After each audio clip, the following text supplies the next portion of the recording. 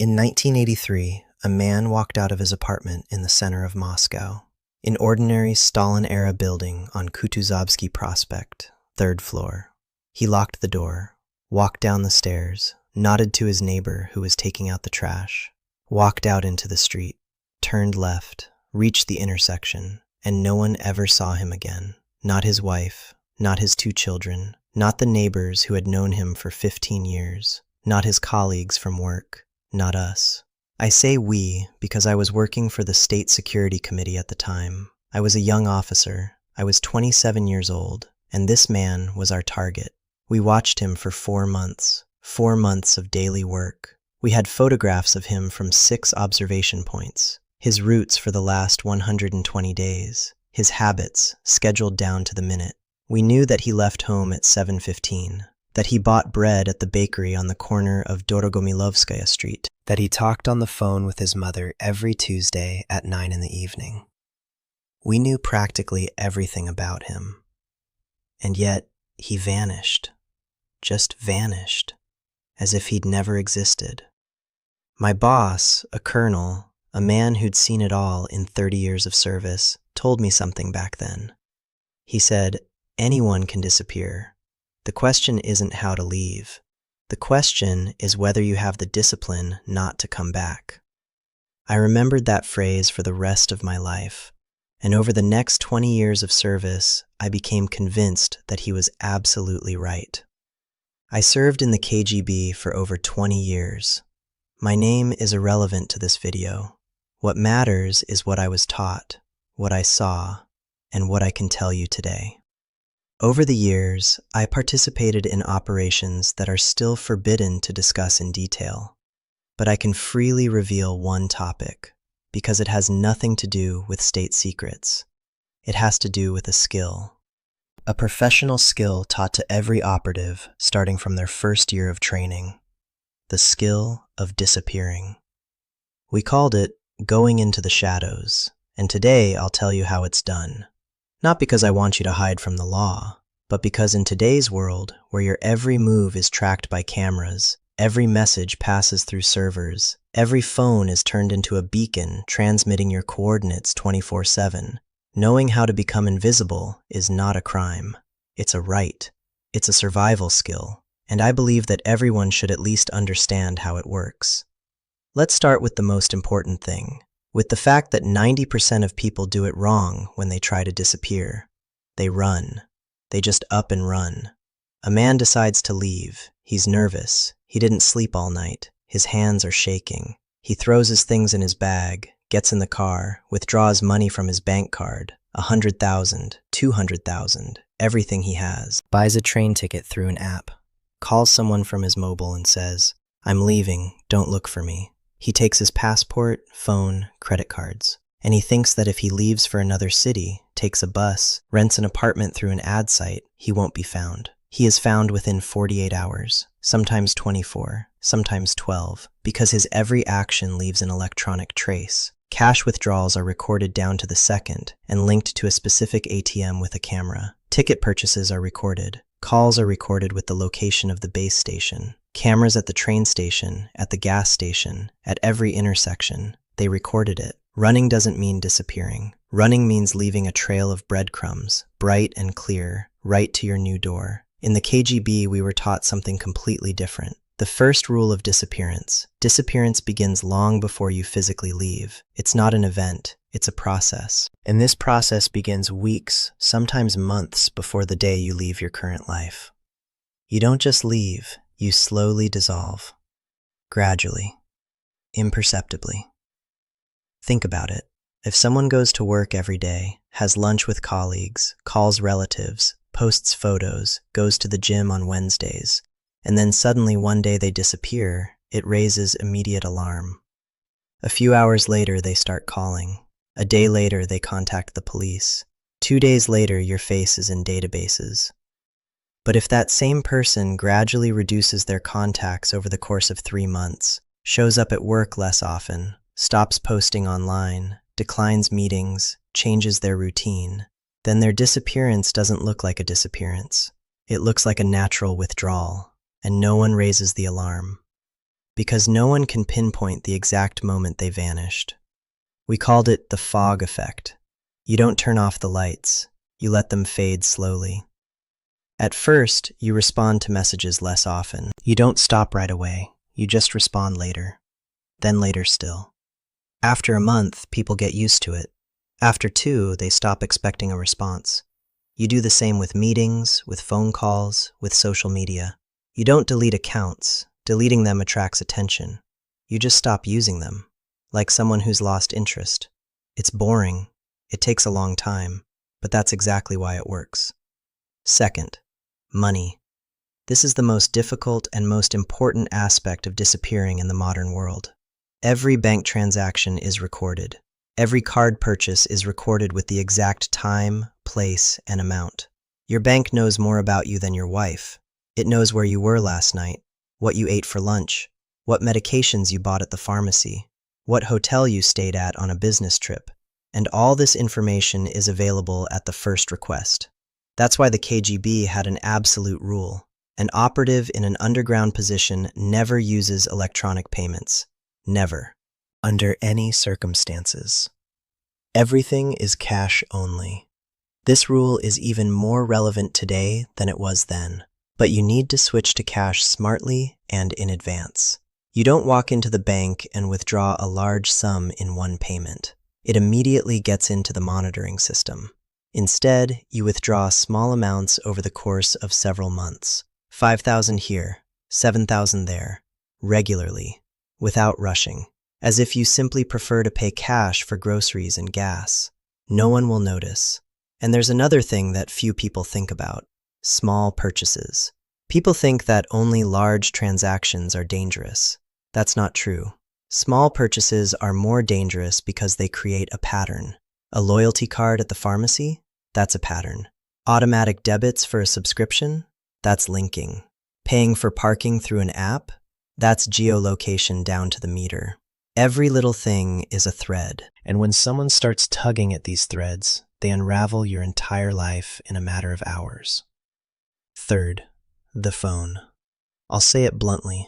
Your cell phone is the most dangerous device you carry with you.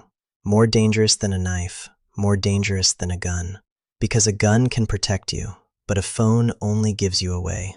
It's constantly sending signals, even when you're not using it, even when the screen is off. It communicates with nearby cell towers. It connects to Wi-Fi networks. It transmits your location data to dozens of apps you once installed and forgot about. And all this data is stored, for months, for years, forever. In the KGB, we dreamed of such a surveillance tool. We had to spend colossal resources on outdoor surveillance. Teams of 5 to 7 people, 3 shifts a day, several cars, specialized equipment. And all this for one target. And today, every person voluntarily carries a device in their pocket that does all this work for free, 24/7. If you had told me back in 1983 that in 40 years people would be paying for their own surveillance and carrying it in their pockets, I wouldn't have believed it. But here we are. If you want to disappear, you start to train those around you that you're not always available. You leave your phone at home when you go to the store, then for half a day, then for the whole day, then for the weekend. You create a habit of being offline, and when you finally disappear without your phone, it doesn't look like an anomaly. It's just your normal day. But remember, never turn off your phone right before you disappear. And don't remove the battery. That's a red flag. It says, I did this on purpose. Just leave it on the table. Let it sit. Let the battery drain naturally. Make it look like you simply forgot it at home, like you've done so many times before. Fourth, routes and habits. This is where the vast majority of people get caught. Everyone has a routine. You go to the same stores, you drive on the same roads, you fill up at the same gas station, you have lunch at the same cafe, you buy coffee at the same place every morning. And when you try to disappear, your brain, your body, automatically gravitates toward the familiar. It's instinct. You don't even realize you're doing it. In the KGB, we used this knowledge to find people. We knew if a person grew up in a certain city, they were highly likely to return to places they were familiar with. If they were accustomed to a certain climate, they would go to places with similar weather.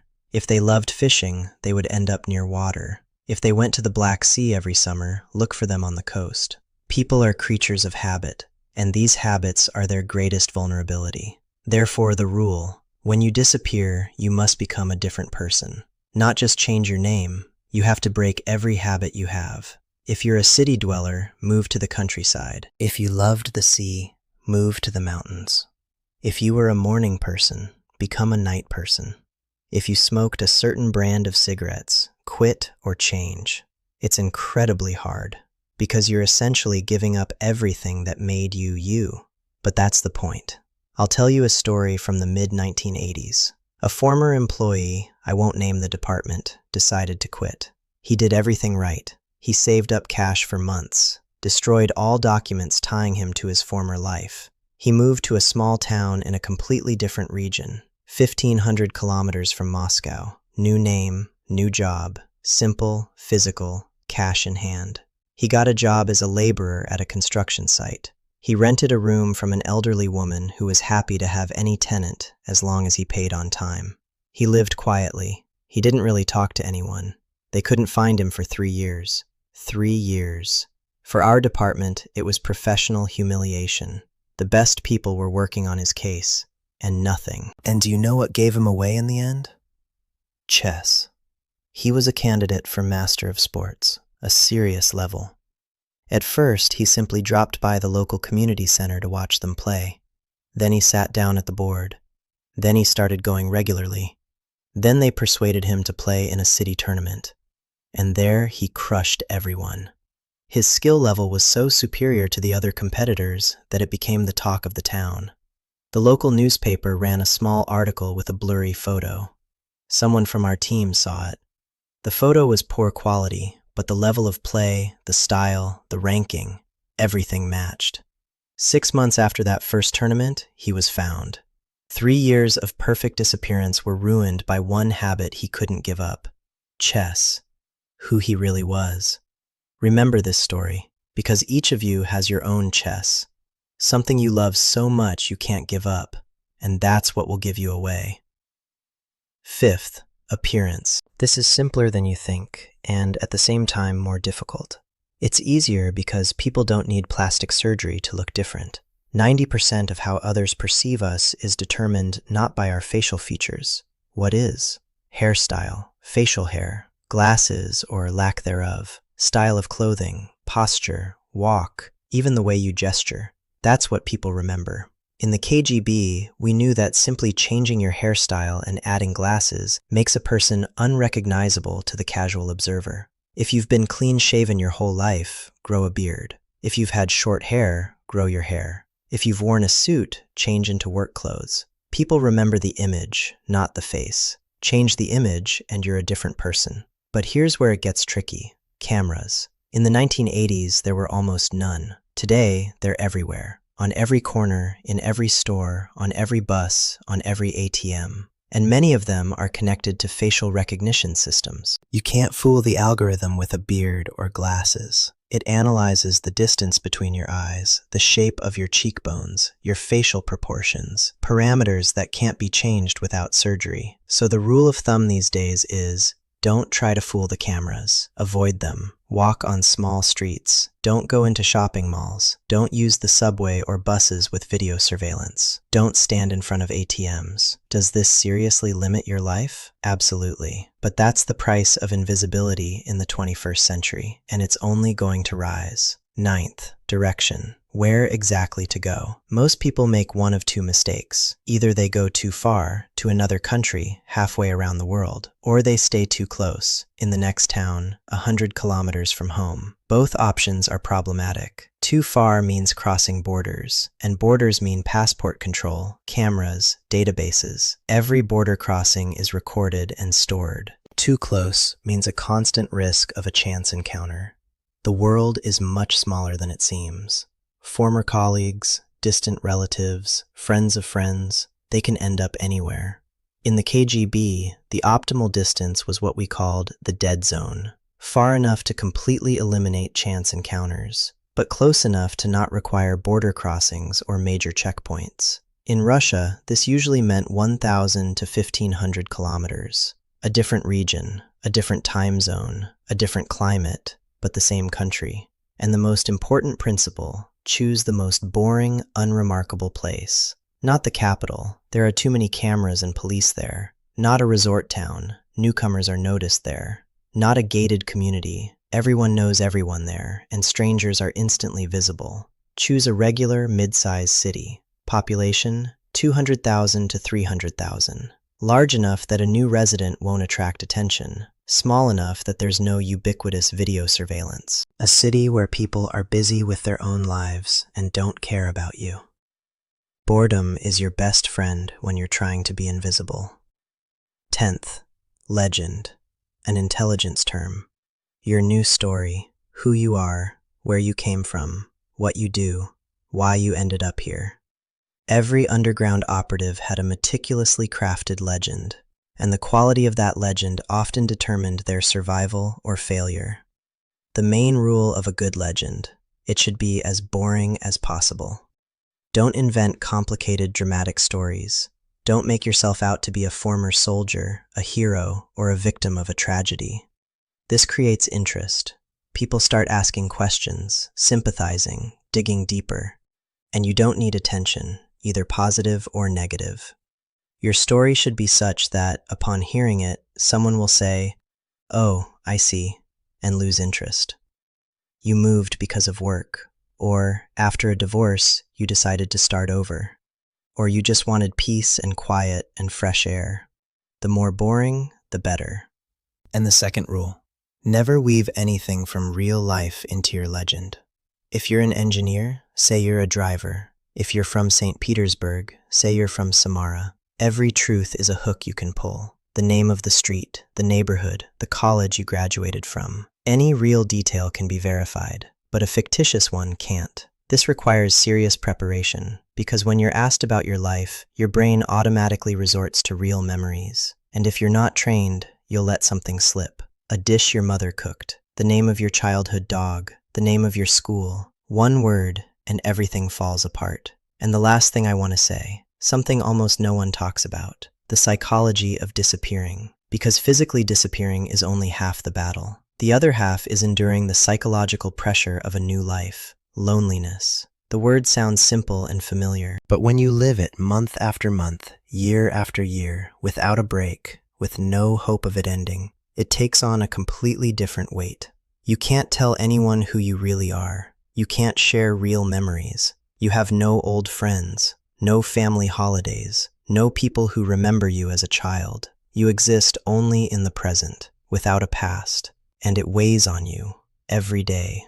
I knew operatives who spent years undercover in foreign countries, the best of the best, prepared, trained, psychologically selected, and many of them broke, not because they were discovered, but because they couldn't stand the emptiness. Someone I knew spent 7 years under an assumed name. 7 years. When he finally returned, he sat in my office and cried, not from joy, from having forgotten who he really was. He'd been someone else for so long that he'd lost his true self. It destroys a person from the inside, slowly, quietly, like rust corrodes iron. So if you ever find yourself in a situation where disappearing is the only option, remember, the hardest part isn't the technology, the money, or the paperwork. The hardest part is you, your ability to live with the choices you've made.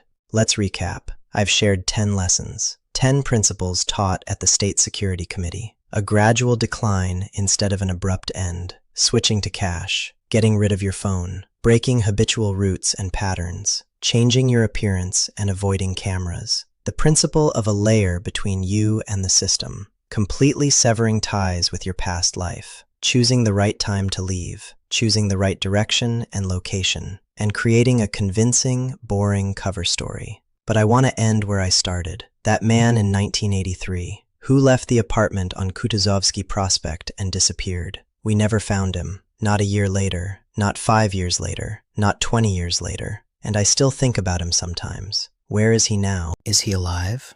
Has he built a new life? Does he have a new family? Or is he sitting alone in some small apartment in a small town, looking out the window at a strange street and regretting the day he turned left and never came back? I don't know. I will never know. But I know one thing. Disappearance is not an adventure.